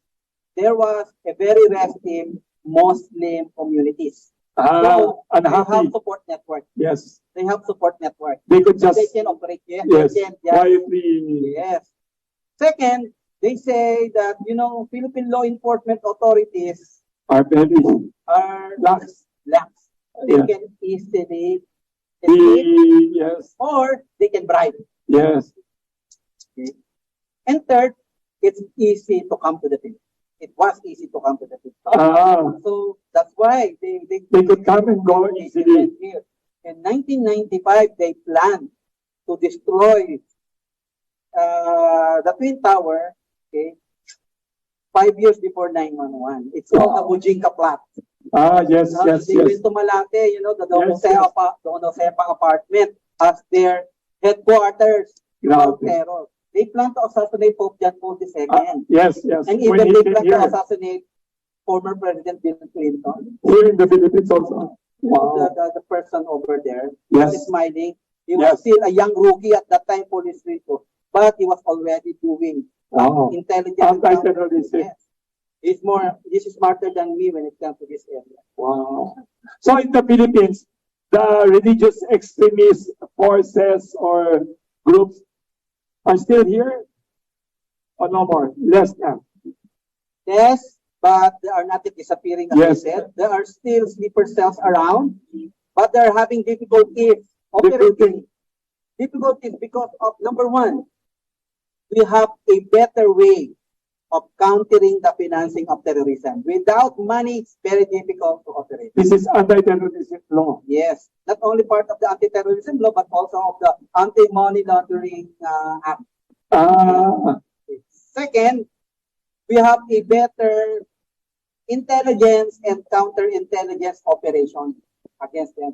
Just better measure to counter the financing terrorism, better intelligence, is a recipe for success against terrorism. Are these improvements partly due to the anti-terrorism law or not? It's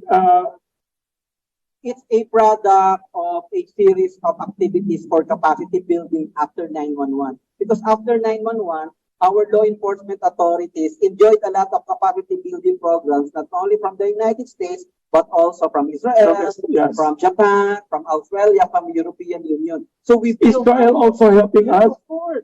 even though they're far away. No, they're experts. Yeah, Mossad is the best anti-terrorism group in in the whole world. Who's number 2? The CIA. US. Yes. Number 3. Yes. Maybe Germany, no. South Korea. Maybe China.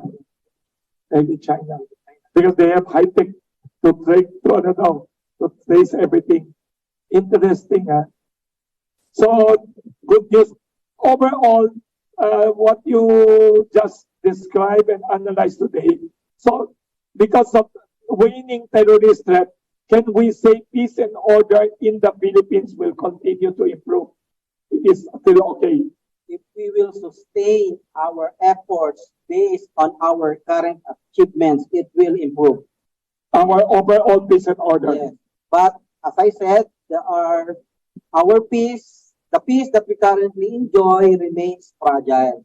The price of freedom is eternal vigilance. Yes, so we need eternal vigilance to protect the peace that we currently enjoy. Professor, you were former Deputy National Security Advisor of this government now. Do you see the national security situation of the country, the peace and order, very good now? How do you rate it? Our national security situation, The peace and order? especially the peace and order, is improving a lot. Improving a lot. But we still need to do a lot of work in fighting, criminalities. And prevent them. Yeah, and prevent them. But I have another Yes. topic that I want to emphasize, but Yes. we can discuss that in another session. Yeah. Can you just tell us the topic? I'm seeing another emerging national security threat. Can you mention it now? Corruption. Horrible, yes. What is the estimate by people? I keep hearing some people say 20% of the budget, some people say 30%. What is the general Marites outside? Based on our national security policy that has been recognized that corruption is also a national security threat. So we need to fight corruption. Because if we cannot curb corruption in our country, that can become our national security threat. More alarming than the ISIS threat. That's why we need to curb corruption. You know why? Yes. People's Power took place in 1986? Yes, because of too much. Because anti-corruption. In 2000, is corruption. The issue is number one, corruption. Yes. We can, in fact, endure poverty. Yes. But we cannot tolerate corruption. Yes, yes. Very good. Si Professor Romel Tanawi. Any other questions you'd like to raise just in case na miss out? Feel free. I will check lang. Some people are texting their questions and very interesting. So today, 9/11, we have good news for the Philippines and for the world. How do you assess the world today in terms of anti-terrorism? How many years? 22 years after 9/11. How do you assess anti-terrorism in the world now? In the Middle East, up to here. Right now, the epicenter of counter-terrorism threats will be concentrated now in North African region. Is Syria already stable? Not yet. Syria area. There are still a lot of security challenges in Syria. In Syria, Libya, Iraq. And even in Afghanistan. Yes, not yet stable. Still vulnerable situation. That's why we need to keep the peace there. Otherwise, we will lose all the efforts that we exerted to. But there's still a lot of pockets of terrorist activities. ISIS, Yes. though they are down, they are not yet totally defeated. Not yet out. I read that there's news in England, like there was a terrorist attack in England or US somewhere recently. Why, as you Yes. said, we have to be eternally vigilant. Even the right-wing political forces in the world are an emerging threat. For me, the threat is more serious in Europe and North America, but not in Asia. You know why? Yes. Because in my thinking, the target of right-wing extremism are Asians. Yes. Unlike Islamic terrorism, their target are Americans and Anglo-Saxons. Yes, right? yes. Now it's the reverse. Right? Yes. The target are Asian. So, this is almost off topic. Yes, is the unresolved U.S.-China strategic conflict and all these public acrimonious exchanges contributing to this anti-Asian trend and violence across North America? So we should help. Hopefully, the two superpowers can can stabilize the relations, hopefully. It affects. That's why it's very important for us to really convince the United States and China to really manage their differences. Yes, to not affect all Asia. Because if they are quarreling, we will be affected, especially the Philippines, because we are at the crossroads of U.S.-China major power rivalry. So peace also needs eternal vigilance on that. The good thing about U.S. and China when it comes to counterterrorism, they're very good. They are cooperating, but they have only one issue. Yes. And the issue is the observance of human rights in counterterrorism. That's the main issue between U.S. and China in counterterrorism, the issue of human rights. The methods. But Guantanamo Bay is still there. Guantanamo Bay is still there. I don't know. That's the place where they draw all the terrorists.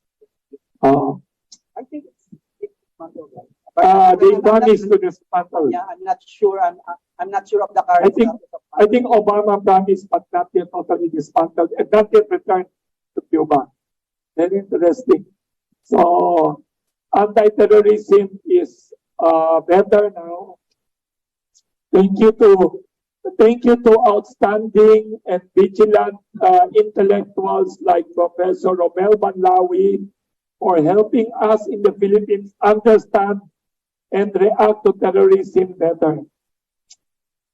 Any last words you'd like to give to the public about vigilance and how we non-military, non-government people can support the anti-terrorism efforts of the government? What can we do as people in media, people in the business and professional sectors and civil society? 22 years after 9/11, I see great lesson from our efforts. And the great lesson is that once we own the efforts to counter terrorism, owned by the local authorities, owned by the civil society, and owned by the wider society, the prospect for success is very high. And that is why we're able to achieve a lot in counterterrorism because the effort is now being owned by the greater society. Unlike before, it's purely military. Purely military and political. But now, the military has also realized that non-military measures are important to finally defeat terrorism. That is why we need to continue to get involved in fighting this menace. Who are more concerned with anti-terrorism, the PNP or AFP? Sinong mas busy sa dalawa? They have always coordination. Coordination between the armed forces of the Philippines and the Philippine National Police. They are paying attention to what we call in counterterrorism as kinetic approach. Wow. The kinetic approach is called the kinetic approach. So it's always a tandem for the AFP and the Philippine National Police. But in other countries, it's solely the responsibility of the Philippine National Police because the responsibility of the armed forces would be external defense. But now, because we are winning in the fight against internal threats to our security, the armed forces of the Philippines can now focus on external defense and issue of internal security and calamity assistance. Yes, also can now be fully transferred to the Philippine National Police. Very good. So now the Philippine National Police is the one more into anti-terrorism now. Technically, that's the main job of the police. Do they have an anti-terrorism group inside PNP? Yes, they have the anti-terrorism group. Wow. They have the anti-terrorism unit.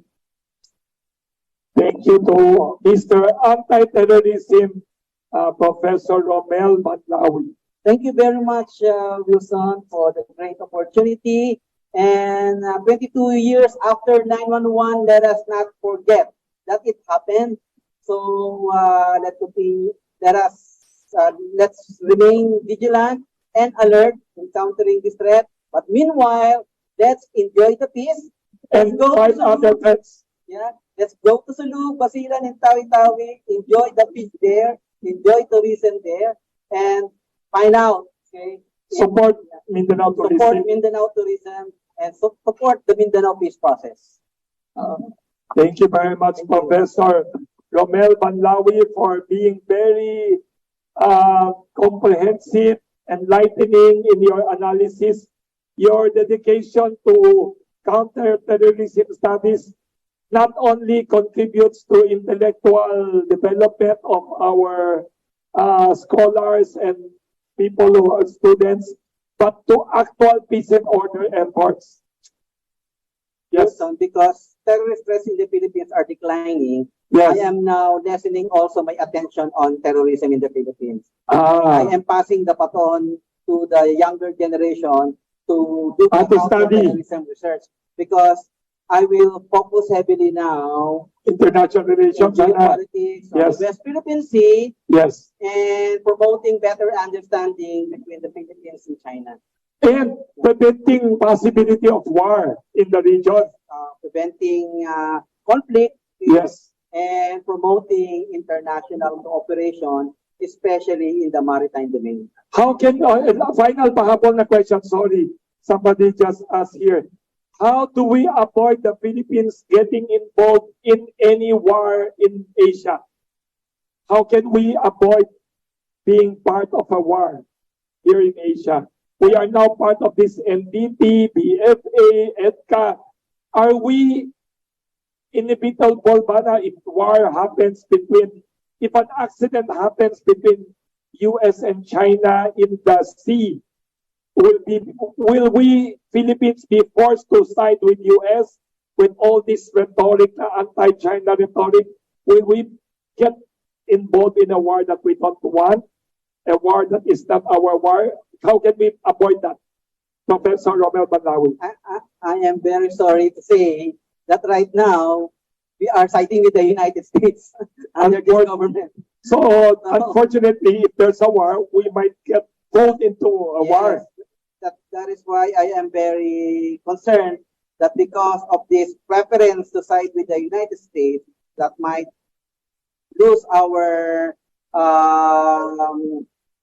flexibility. Yes. That's why you have to come here another session. Just this topic: how to avoid getting into a war. How to become like Singapore, Thailand, and Vietnam.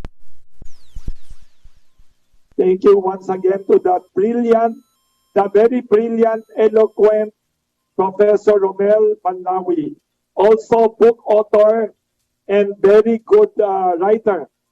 Thank you very much, Professor. We have simple gift here at Kamuning Bakery.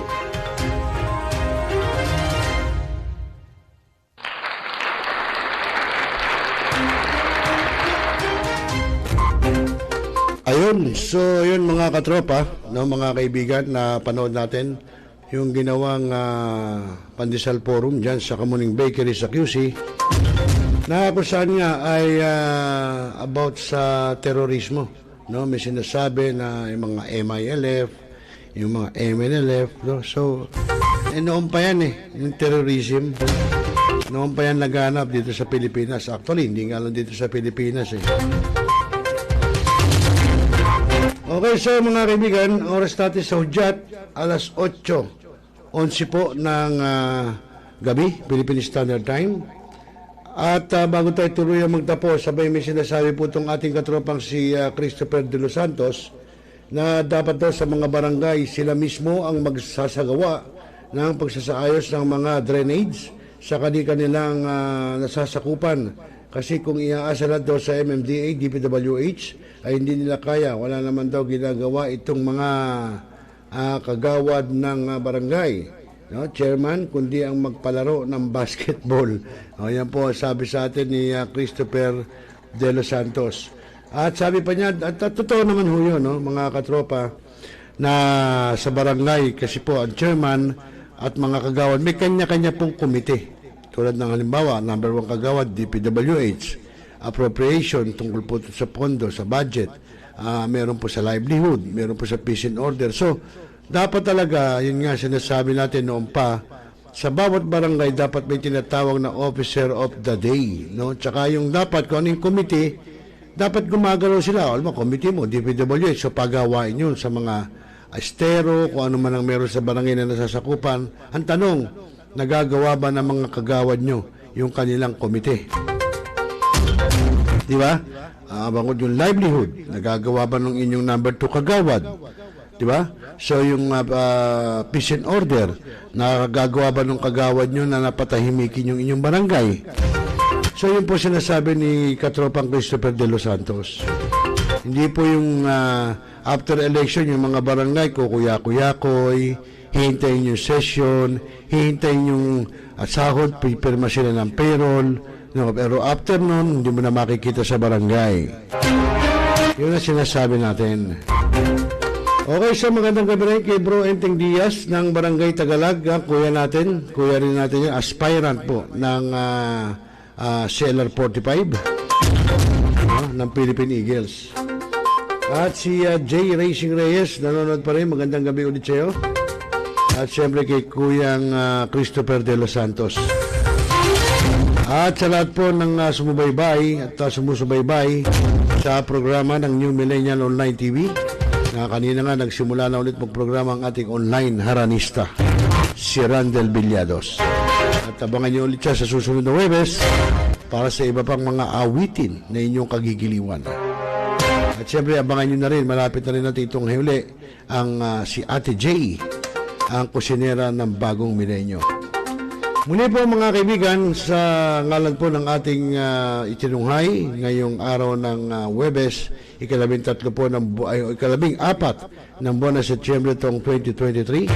Pasamantala po magpapalamon ang inyong lingkod at muli tayo magbabalik siguro. Titignan natin kung aabot tayo bukas dahil meron po tayo asikasuhin bukas at sa ating Friday edition. Ako po yung naging kasama, ka-jamming, kakosa, kabarangay, kakuya, kaate, katropa. Dito po sa programang Tropa, ROCEL Lopez. So magandang gabi Pilipinas at mapayapang magdamag. Magandang gabi po. Now, we are talakayin. The biggest destruction of dangerous drugs worth 1. Rebisahin, opinyon, malawakin, aksyonan. Kasama si Rosel Lopez, ang inyong katropa sa pagbabalita. Dito lang sa Millennial Online TV. Tutok na mga katropa!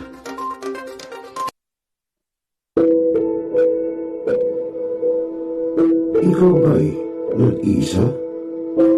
Nalulungkot? Dahil iniwan at ipinagpalit? Niloko? Nanging minamahal?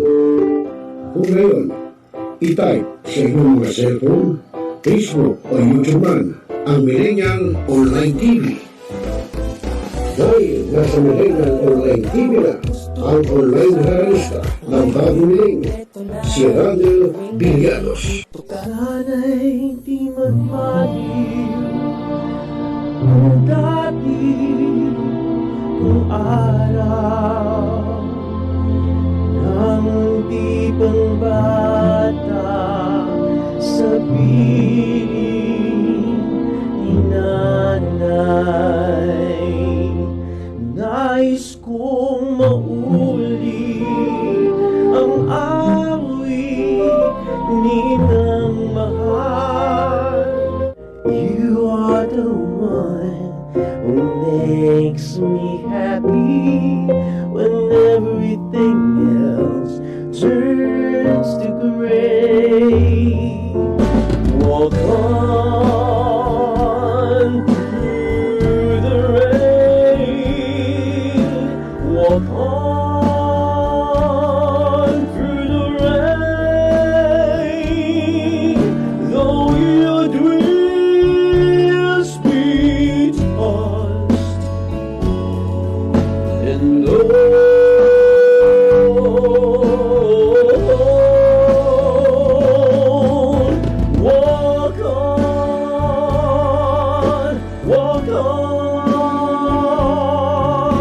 With hope in your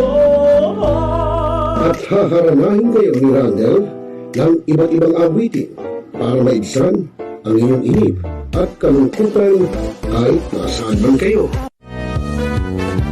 Hanggang sa tumanda. Come on.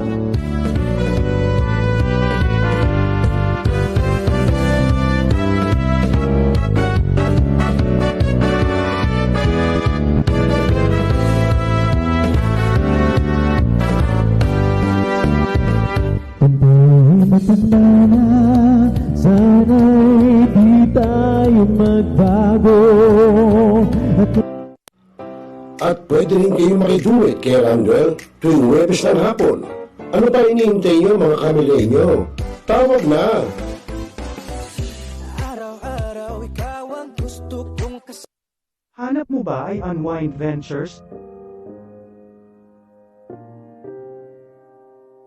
Tara nang mamangha sa mga tanawin.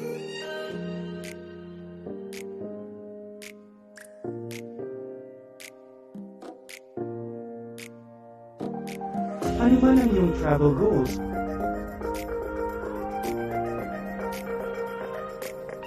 Dadalhin namin kayo.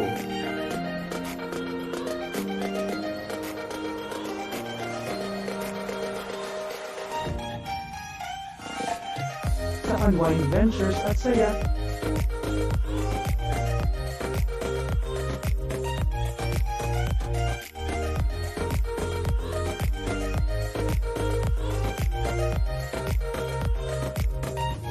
Dito lang sa Wow Biyahe.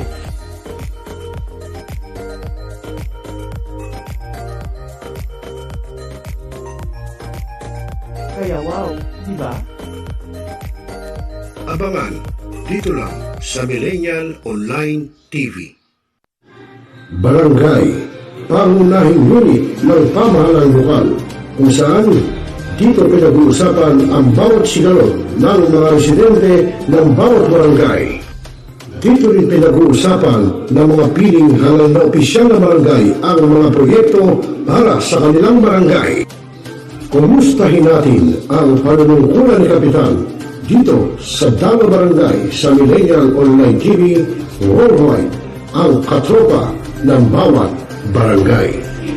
Ating tinatapos ang ating pagpupulong.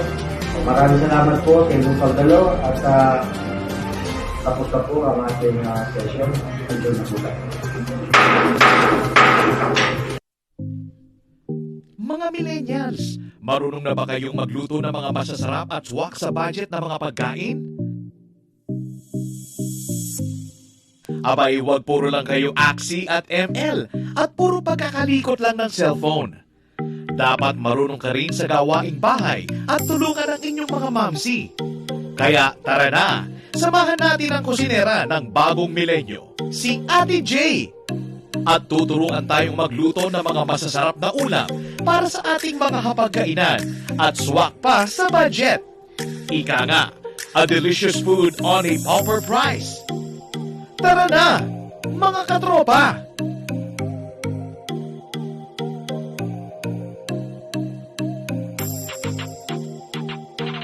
I-type lang sa inyong mga cellphone, sa inyong mga Facebook at YouTube, ang Millennial Online TV.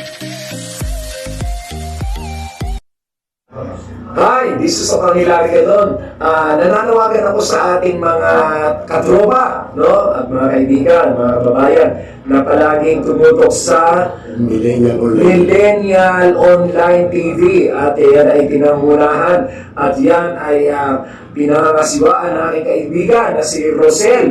At ang mga nanunood dyan ay hindi bobo! Pinaigting, pinalakas ang bagong news online TV ng bagong milenyo. Millennial Online TV, ang katropa mo sa pagbabalita.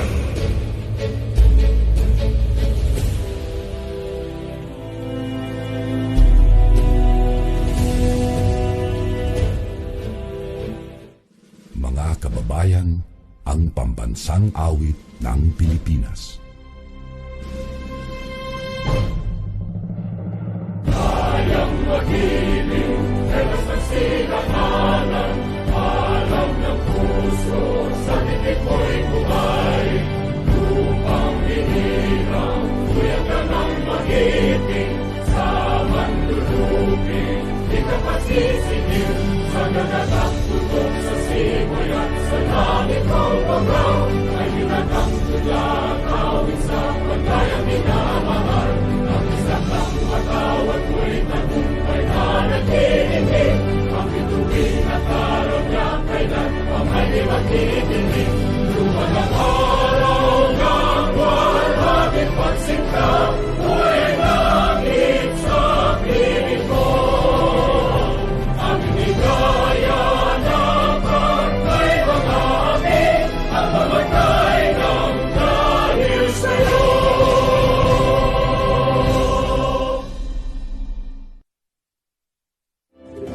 Sa lahat ng bumubuo ng Millennial Online TV at sa lahat po ng sumusuporta, maraming salamat po. Millennial Online TV is now signing off.